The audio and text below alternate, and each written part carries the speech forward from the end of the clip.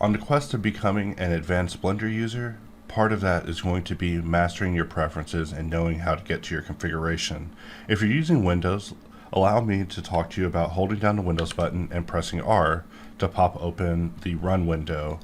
By typing in %appdata%, we can click OK, and it will bring us to the app data location of your computer. By clicking on Blender Foundation and going into Blender, we have now found the intimate folder that makes you you.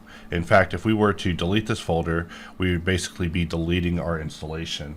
In fact, to show how powerful it is, if I were to basically Control-C copy this and Control-V paste it and make a copy, I could actually rename this to be a different version of Blender that isn't yet configured, like 3.2.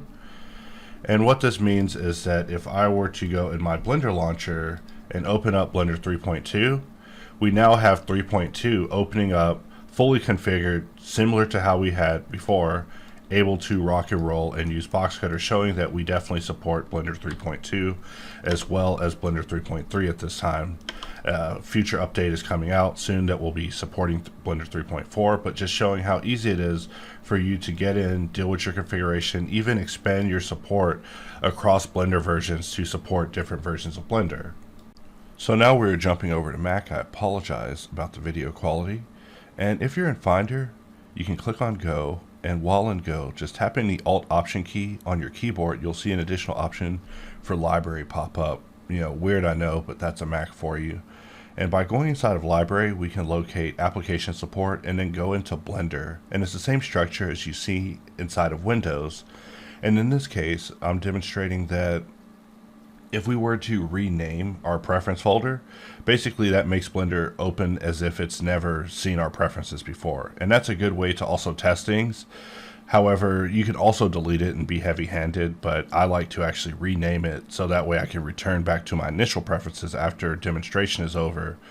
But with our preferences folder being renamed, we can then pop open Blender, and it's the same as if we loaded factory settings except on a larger level, and we just go in, do our basic configuration, and we are, good to go. And then if we decide that we want our original configuration back, we can delete the new folder that's created and then rename the old folder back to have no underscore.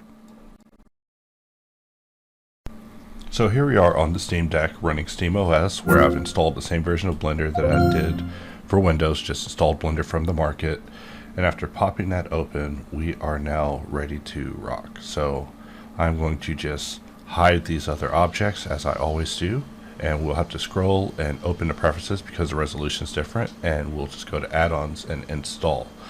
And Z, Home, Deck, Desktop is where I have these zips downloaded because I downloaded them in desktop mode using the web browser. And here we have Boxcutter, which we'll go ahead and enable, and we'll also install HardOps, and we'll enable that as well. Always takes a moment.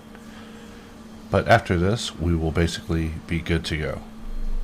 So when it comes to getting out of the preferences window, you have to use the SteamOS itself to basically use the switcher to close the window. It's kind of weird, but you just get used to it. I believe the second one is the console. I don't want to close that one. But now we are ready to rock and roll. So I'm just going to enable Boxcutter, go in, do a little bit of basic configuration for HardOps just to make it optimal the way that I like, and then we are ready to get in there and begin cutting. So whenever it comes to the performance of actually modeling on the Steam Deck, it's actually not that bad. I find myself modeling on it all the time because it's right in front of me and it's quite convenient.